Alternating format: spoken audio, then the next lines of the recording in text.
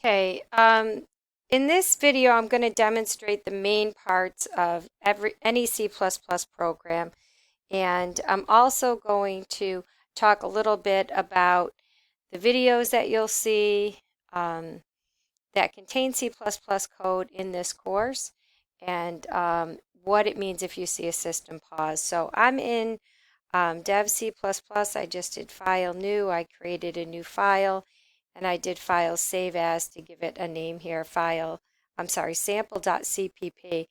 Um, I'm going to try to keep my environment colors. I've really changed them so that they resemble Visual Studio, which is a color scheme that I'm familiar with and that I think looks nice. But I'm going to go into the tools and the editor options and just show you just a couple quick things. If you want to make your font bigger, you can just come in here and that'll make your font bigger. That's kind of big, but you can do that.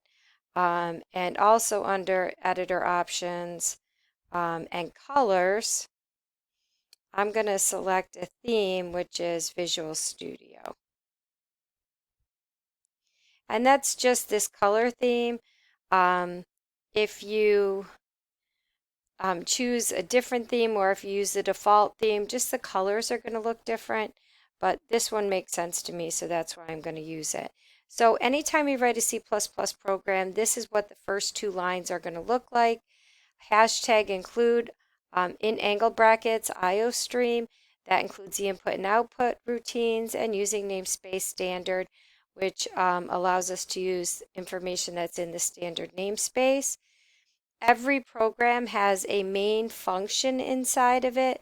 So the first line always looks like this, int main. These guys are left and right parenthesis. Then we've got an opening curly brace, which you can see is matched down here by a closing curly brace. And the inside of these two denotes what's called the body of the program. And at the very last statement should always say return 0. Returning a 0 to the operating system denotes normal termination of the program. And then here I just put one output statement, and we'll be learning about output statements in the current module. So really you could put any series of statements you want in the main program and they get executed sequentially. So I'm just going to if you want to, I would encourage you to compile frequently. That will just tell you if you have any errors. I don't have any errors down here. Well, it's not done yet, but 0 errors, 0 warnings. And if you don't, then you can run it. So then you can just choose compile and run, and this will run your program. So see, it says hello world, and I'll close the output window.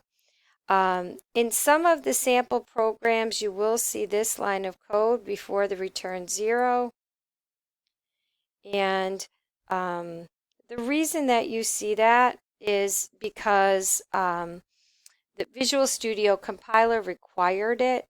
If you didn't have that in there, your program would run to the output window and the output window would close so quick that you couldn't see your output. We don't have to have that in here in Dev C++. So you can leave it out. If you download one of my files and it has it in, it doesn't hurt, right? I'll run this program just to show you. It doesn't hurt to have it in. It just will give you this press any key to continue message. But again, if you see it, don't worry about it. If you don't see it, that's fine.